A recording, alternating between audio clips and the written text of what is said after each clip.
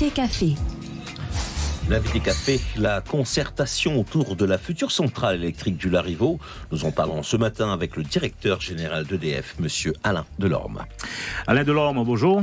Bonjour. Directeur général EDF PEI, production électrique insulaire, cela veut dire quoi ? La Guyane insulaire ? La Guyane n'est pas insulaire, mais c'est une île électrique. Donc voilà, et puis quand nous ne sommes pas raccordés à d'autres réseaux. On n'est pas raccordé donc à d'autres réseaux, d'autres pays riverains. Et puis c'est un clin d'œil aussi. PEI, ça se prononce un petit peu dans tous les territoires pays. Donc on fait de l'électricité pays, puisque notre vocation est de faire des centrales électriques dans les DROM, donc dans les départements et régions d'outre-mer, et en Corse. Donc ce sont toutes des îles, ce sont toutes des pays d'outre-mer.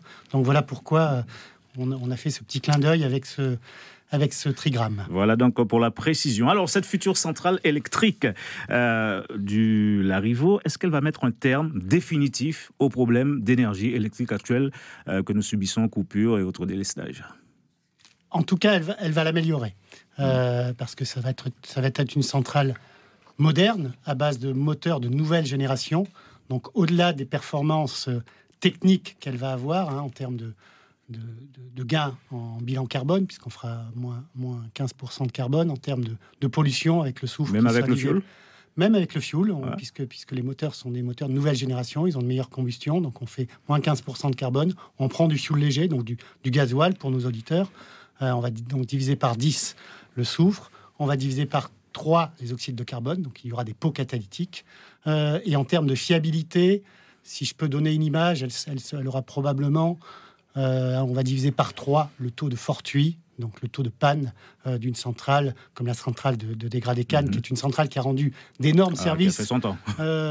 Oui, mais elle a rendu aussi d'énormes services au territoire. Donc il faut lui rendre hommage, parce qu'elle a tenu 40 ans et il faut encore qu'elle soit là pendant quelques années. Donc c'est un outil essentiel au territoire.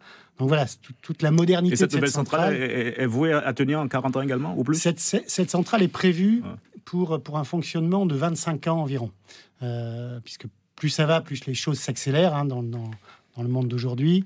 Donc on utilise les meilleures technologies disponibles pour ces nouvelles centrales. Et donc on les prévoit pour 25 ans environ, ce qui permet de voir peut-être un petit peu moins loin et puis de changer de technologie plus rapidement. D'envisager l'avenir en tout cas. Voilà. Franck Lecomte. Du passé, on fera table rase. Le site de Degradé-Cannes va être exploité pour autre chose désormais ? Alors, sur cette question, je vous renvoie vers le centre EDF de Guyane. La centrale de Degradé-Cannes sera effectivement déconstruite. Je ne sais pas ce qu'il adviendra. Il faut regarder ça avec le centre EDF de Guyane et avec le directeur d'EDF Guyane. Donc, je ne peux pas vous répondre aujourd'hui à cette question, puisque nous, notre rôle est de construire de nouvelles centrales, de les exploiter, de les mettre au service des territoires. Et le territoire fait son affaire. Alors, une centrale qui sera implantée dans le secteur du Larivot. Ce lieu d'implantation, visiblement, fait débat. Vous partagez les inquiétudes exprimées, formulées ? En tout cas, qu'il y ait débat sur le lieu d'implantation, c'est logique finalement et c'est normal. C'est toujours le cas quand on met un moyen industriel dans un territoire. Il faut toujours étudier tous les sites. Ce qu'il faut savoir, c'est que ce projet date de 2006. Il est approprié ou pas, ce site ? Ce site est autorisé. Il a l'avis favorable de la collectivité territoriale. Il a l'avis favorable aussi du ministère. Donc ce site est autorisé au sens réglementaire du terme. Mais si je reviens un petit peu sur le passé, depuis 2006, donc plus de 10 ans maintenant, on étudie différents sites. On a commencé effectivement par la région de Degradé-Cannes, qui était la région finalement la plus facile ou la plus immédiate, puisqu'il y avait le réseau à côté, etc.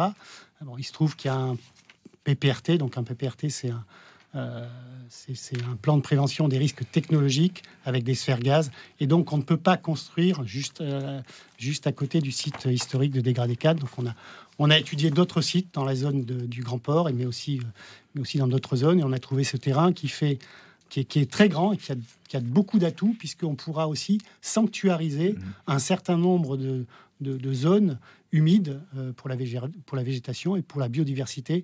Donc, il a aussi beaucoup d'avantages.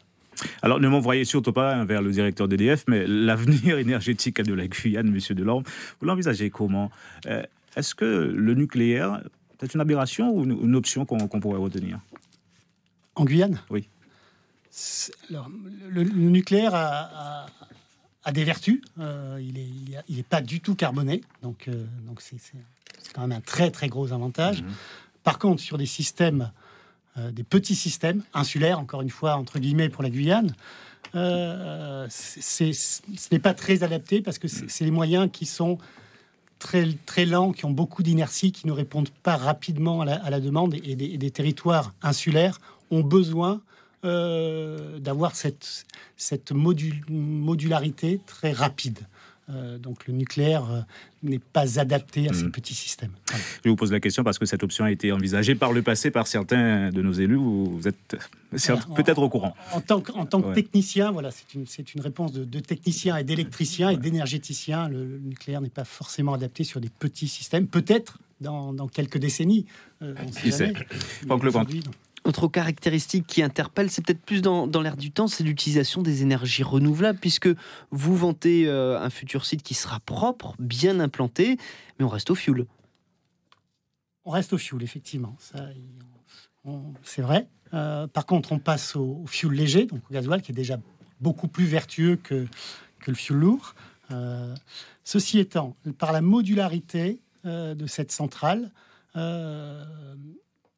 qui peut s'arrêter et démarrer très rapidement, elle ne s'oppose pas à la mise en place d'énergies renouvelables, photovoltaïques, éolien. Je rappelle d'ailleurs que le site sera aussi équipé de 10 MW de photovoltaïque, ce qui représente la plus grosse capacité de l'île en photovoltaïque. Mais par sa capacité de s'arrêter, de démarrer, de moduler sa puissance rapidement, elle permet, en toute sécurité pour le système électrique, de promouvoir l'émergence de la biomasse, du photovoltaïque, de l'éolien. Donc c'est une meilleure coopération qu'actuellement, parce qu'apparemment certains opérateurs ont quelques difficultés pour l'utilisation du photovoltaïque avec le réseau actuel. Le réseau sera, en même temps que la centrale, on va aussi un peu adapter le réseau. Donc je pense que le réseau sera lui aussi fiabilisé finalement et pourra permettre de se lancer vers la transition énergétique des prochaines décennies. Le financement bouclé? Le financement est bouclé. Le financement sera... ce genre de centrale c'est sur un financement sur fond d'EDF. C'est EDF qui investit, le groupe EDF qui investit. Donc EDF Production électrique insulaire qui investit avec ses fonds propres. Certes, on va aller chercher de l'argent dans les banques, je vais vous le dire juste à l'instant. Mais voilà, c'est sur fonds propres. Et puis on aura un contrat de vente d'énergie au titre de la loi de février 2000. Donc je ne vais pas vous expliquer le modèle économique, mais il vaut pour tous les producteurs. On aura un contrat qui est lié à la durée de vie de la centrale et qui durera 25 ans. Alors, le prix de cette centrale ou le coût de cette centrale, on ne le connaît pas encore, mais je vais vous donner un ordre d'idée. On ne le connaît pas encore puisqu'on n'a pas lancé les appels d'offres. Donc, je suis bien, on va consulter le marché, on va faire des appels d'offres européens, mais ça sera au bas mot plusieurs centaines de millions d'euros, et plusieurs centaines, ça veut dire au moins 300 millions d'euros. On va dire entre 300 voire plus. Premier coup de pioche. Premier coup de pioche 2020. Parce qu'il faut concerter, il faut peaufiner notre dossier, il faut que tout le monde l'accepte. On aura encore des enquêtes publiques, etc.